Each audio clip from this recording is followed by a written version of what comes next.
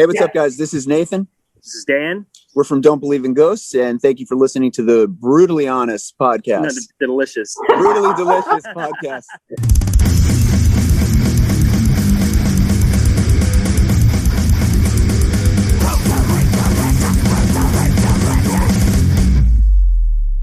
Hey, Rena. Hey, Bruce. Nice to meet you. Hi, guys. Good guys. Nice to meet you.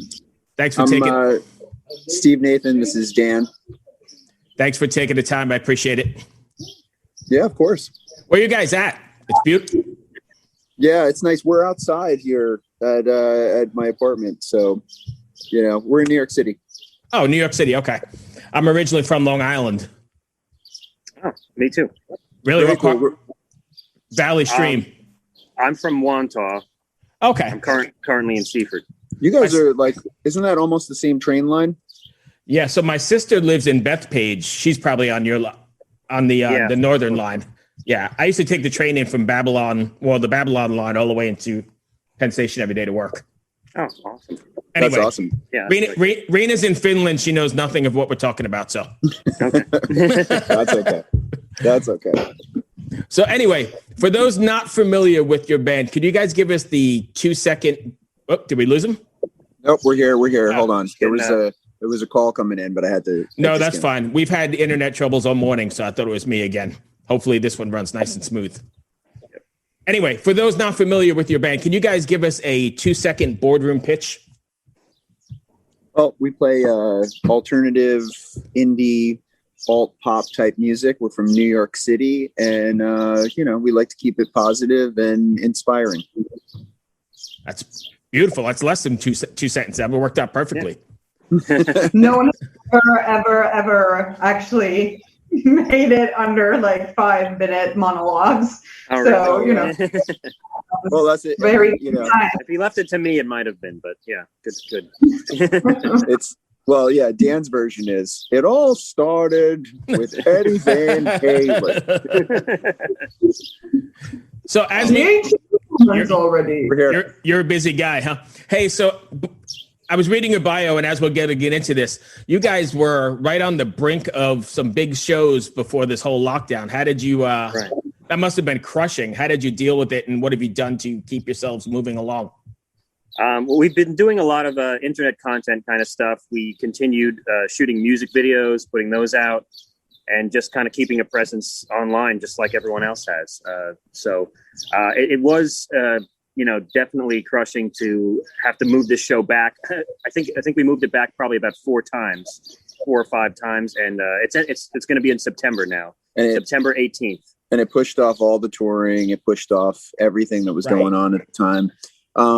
But and also, with it, we did some writing, finished recordings and stuff, and got a record deal, it's like, can't complain too much. so lining it all up, to kind of come back even harder this year, Yeah. There was a point where we also rented out, we all got tested and went to a lake house to go retreat and spend the weekend just writing music, recording, and doing a live stream for our fans, which was a really fun time, and it was awesome. So, was there ever a point after all those cancellations and after all this nonsense with no light at the end of the tunnel where you guys wanted to pack it in, or was that never an option?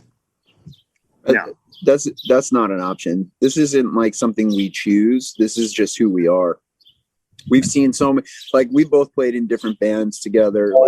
He had another band, I had another band. We've seen so many people come and go through this, and we're like the people who are standing still. Yeah, we just keep going. Yeah. It's not no choice here. Because literally, I think unless you have that opinion like you guys do, it could crush you. Oh yeah, yeah. I think there have been a lot of bands that have kind of folded and broken up during this whole thing. Right. Yeah. You got to be in it for the long haul. Yeah, I mean, if anything, it was just about dealing with the stuff we were dealing with, and then finding a way to not let that define everything, and sort of and maybe use it to inspire, or that's it. And not to take it down a darker path, but even with a tragedy kind of that happened in the beginning of the pandemic, he lost his brother to the virus, and he took time obviously to grieve, but I had never seen anybody kind of bounce back and become even more motivated to move forward. Right. I think he kind of he channeled that energy into being even more motivated to move forward and with success, Right. And be I successful. think there's also, and I know it's not metal or what we usually talk about here, but still there's some sort of catharsis in putting it all out there, right? 100%. I mean, like, in any type of music that you're doing, whatever it is, it's all about like the genuineness of it comes out in, putting yourself out there. What I think what's different from like what we're doing. I mean, we have big metal backgrounds, you know what I mean? We have rock backgrounds that's right. There.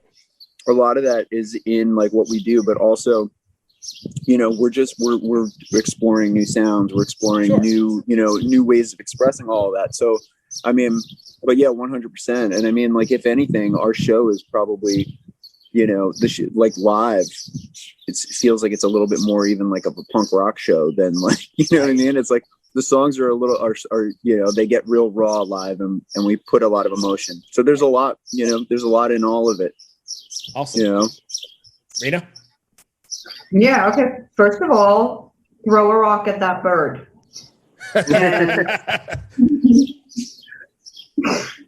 Secondly, you're not feeling it. Rena, come on. I'm about love and light. Trust me, but that bird needs to go. It's interesting because I don't know which one you're talking about because I hear a lot of birds out here. There's a lot of them. The one talking shit. Yes, the one talking shit, right. No, that's really interesting what you said about like you guys sounding really raw, even punk rock live, because the songs recorded on Spotify definitely are a much poppier sound. And I'm not saying this is like it's a bad thing. It's definitely not. But how does that like resonate with your fans, especially now, like through this pandemic? You said that you guys have been active doing all sorts of stuff. So probably you've gathered more listeners than how many you had before the pandemic. So do you think they're going to be like, whoa, this shit ain't what I signed up for? Like when you guys, you mean live for the live show? Yeah. Versus, yeah. People respond to energy. So like, if people are interested in the songs and they like the music, they respond to that live energy. So the thing we do bring live is that energy to the show. I don't think that's something that would have anybody say, oh, this is more energetic than I wanted. I personally feel that a few of our songs, when we play them live, they're bigger. They're much bigger in person, to hear that. And we've, based on our reactions in the past for our live show, I think I would definitely not worry about something like that. I think people definitely respond to it. Yeah. Awesome. Yeah, we can hold it down live. It's a good time. So the writing for Solutions, right? That's the name of the record, Solutions. You guys are together. So are you writing like in the same room and the same vibe together, or is it you still taking advantage of technology? We did a little bit of everything. I mean, this whole record had been written, I guess, over the course of 2 years. Technically, some of the stuff is from that long ago. So a lot of the time, him and I are in a room together. It's two people in a room at a time. Sometimes it'll be me and him. Sometimes it'll be him and the bass player, him and the drummer. There have been a few tracks where all of us were able to get together. And like I said, when we retreated to the lake house, we had, kind of a cool setup where we were able to demo songs live. Even when we were on tour, actually, the last tour we did right before the world shut down, which was actually our first like tour that we had done. We, had a day off and went in the hotel and, we started Put Your Head Back, actually. Oh, okay. The most recent single. Yeah, but there were a few tracks, that we had worked on. I don't think for this record, probably for the upcoming record that we worked on over the pandemic from our own homes. I think what you guys are doing is like, it's the old school way for sure, but I think it makes things more organic and more real. I think you can almost tell when people are, or it's a little more sterile when you're doing it all electronically and you're not giving the song room to bounce and grow as you're playing it off each other. I mean, Rena can probably tell you the same because she's in a band as well. I think that makes sense, right? Yeah. And the thing is with what we do too, it's like there's such an evolution. Like we'll have a song and we'll work it for a while and go back and forth, and then we'll totally change it. Like before we're done, we're like, you know what, we played it, we worked it out, and we go, let's try something totally different now and keep what we really love about it, but why just throw it out there just because, you know? Right. Interesting. Yeah, I mean, I think that definitely is a difference. What you got, Rita? Yeah. I got a huge desire to go pee, but no question. All right, well, if you want to excuse yourself, I'll take it from here for a moment. Cool. Favorite moment of the interview. I think 10 more minutes, but it was just distracting me. When you guys are writing, is there a message or something you want your fans to take away after listening to one of your records?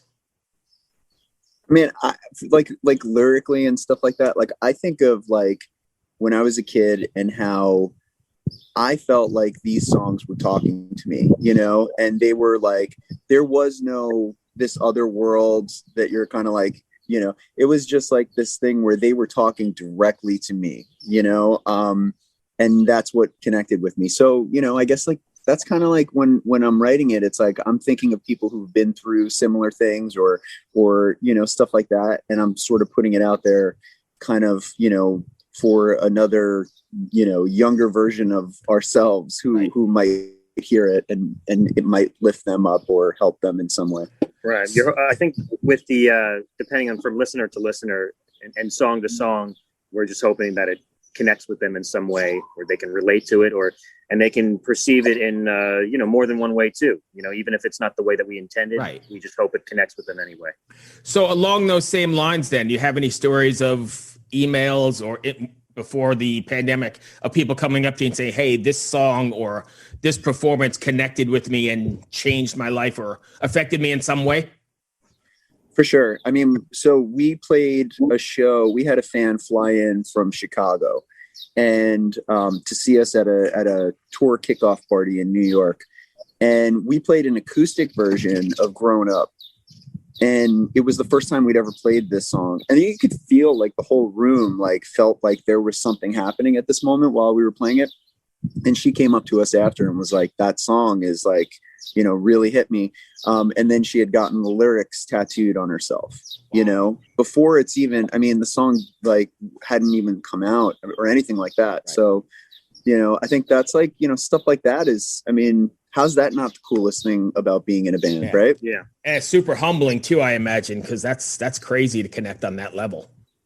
Yeah, I mean, like for somebody to do that, I mean, it means that it's now a part of their life, you know, and that they've taken ownership of that in a way. And that's awesome. I mean, that's, you know, if we can create just a few things like that in life, I mean, that's dope. That's success more so than any sort of monetary thing, even though monetary is great. But I think the connection and making a change in someone or affecting someone is definitely the end goal, probably, right? Yeah. And the one thing I'll say about that too is like that moment, other moments like that, and all that we've been through over this last year and getting to this point and putting out this record, as far as I'm concerned, Solutions is a total success. You know, just having that out there is like, that's all I want. Whatever happens now, you know, if, you know, people love it, hate it, whatever that is, that's whatever. But like, to me, you know, this is done. I mean, the statement is made and it's there, you know, that's the success. So I don't mean to play devil's advocate. I have to say something because that was like almost exactly the scene in Spinal Tap at the end of the movie where they're at the fucking rooftop talking about the album. Like, no, it's really good. We should do what was it like? The stripper or the Smell the glove. It's coming up, right, guys? Totally. Hey, listen. Yes. I'd rather do the small venues than the big ones. There is no lack of truth in Spinal Tap. No, it resonates There's on no every level. There. Yes, it resonates on, and I still watch it. I don't know how many years old that movie is, but it's still, and I still quote it 100 times a day. I still reference and quote it at random You times. have to. I mean, it is the essence of, I mean, and I see it like from the biggest bands to like everything. Like I see things that are just, you know, getting lost on the way to stage and like, just, I mean, these are. How much more blacker? How much more blacker could it be? Right. The answer is none blacker. Yep. So anyway, I was going to say, I don't mean to play devil's advocate here, but I know you say it's a success if it's out there no matter what, but on some level, you still have to be sort of, I don't know what the word is, maybe feeling vulnerable or nervous that you're putting it out. Is that right or no? Because it is your baby. The night before. Yeah. The night before, for sure. For me, I mean, I get nervous. I put it out, but then here's the thing. I mean, like the day it's like coming out, we're sitting here tracking guitars for new songs that we have coming. Right. Like we're like in the we're because we write so much and we're almost like writing constantly that like we're always excited about the new stuff, even though we know that we should, be concentrating on our current release, so which we are. But at the same time, we're very excited always to get the new stuff out, which might not be heard until maybe even a year from now. Who knows? Right. Yeah. Awesome. The old saying, it's like, what's the greatest song ever written? It's like, Stairway to Heaven, Imagine, and whatever I wrote this morning. Right. Right. So before we go, is there anything I missed? What do you guys have planned besides the September shows you got, or August shows or whatever? You doing any other one-offs, or are you just prepping for that? We're probably going to do some stuff. Dan hurt his arm. He got in a car accident a couple of years ago. My hand. Yeah. And I've been great. This was 3 years ago. They did an amazing job putting my hand back together, and I've been doing great ever since. But just recently, the hardware, the pins and screws in my hand, is starting to bother me a little bit. So I might need to have that removed. But they're saying I might not only be out for maybe a couple of weeks. So we're going to figure that out. Like we've had a lot of offers for stuff, but we just need to see when that's going to be. And then we'll figure that out. And then tomorrow we're going to do something massive that like massive that we can't even say much more than that, but it's a TV show and it has, 2 Academy Award winning people, and it's for a big streaming network, and we're performing in it. And, but I can't say much more than that. But people can watch it on your socials and watch for news, right? We're not allowed to even post it on the socials yet. Really? Not yet. But when we announce, they can stay posted when we announce it. So with that being said, tell us where we can find you or where fans can find you if they want to get in touch with you. Don'tBelieveInGhosts.com is the one-stop shop that shows everything. But let's see, Twitter is DBI Ghosts. Don't Believe in Ghosts, no spaces, is our Instagram. And TikTok, maybe. Yeah. If you go to Google and you search Don't Believe in Ghosts, there's not too many of them, right? Yeah. You'll find everything. There's too many social media outlets now. I can't keep up with them. I'm supposed to be trying to keep up with them for the podcast, and there's no way. We're also on all streaming services as well. Yeah. So you can search there. All right, cool. Excellent. You guys are definitely the first ones to have a TikTok account. So yeah. We're still kind of becoming a little more active as we go. But what time of day is it over there for you? For me, it's actually 20 past 7 p.m. It's still light as fuck outside, as you can see, because we're nearing midsummer. So it's probably going to get dark around 9, later than 9:10 tonight. That's awesome. Very cool. That's so great. Do you get to see the Northern Lights up there? No, I'm here in Espoo, Helsinki, near the capital. So at the South Sea. And he was the Northern Lights are more northern, so you want to go to Lapland to see those. But when I lived in central Finland, there were a couple of winters that were cold enough that you could see them there. That's awesome. So definitely in my life, it is a magical experience, boys. So come on over, and it's always been my dream just to perform overseas. So anywhere overseas would be amazing, but now we got another reason. So it's definitely on my list too. My things were to see a solar eclipse, which I did see, a full solar eclipse, which was awesome a couple of years ago. Yeah. And then of course to see a rocket launch with astronauts on it, which I just recently saw too, which was amazing. The SpaceX just marching over me. So dope. Yeah. And Northern Lights are on that list. Brutal, fucking honest. And delicious. Right? Awesome. I appreciate you taking the time. Good luck and stay safe, guys. Hopefully we'll catch you somewhere along the way. I hope Absolutely. so. I hope so. Thank you guys so much. Take care. Have a great day. Later. Ever wonder what a punch from Elton John feels like? Or how you'd cope with having turned down the chance to be in Nirvana? or what signal Keith Richards gives when he wants you to get the hell out of his hotel room. Fans of Too Much Effing Perspective don't have to wonder, because they've heard these exact stories and a jillion others on our podcast. I'm Alex Hoffman, former tour manager for Radiohead. And I'm musician and comedy writer Alan Keller. On the TMEP show, we get guests like Nancy Wilson from Heart, Jeremiah Freites from the Lumineers, and Modern Family's Julie Bowen to tell us things they may have only shared with their therapist, clergy, or a TMZ stringer. So join us on Too Much Effing Perspective. That's EFFING Perspective. The only podcast you crank up to 11.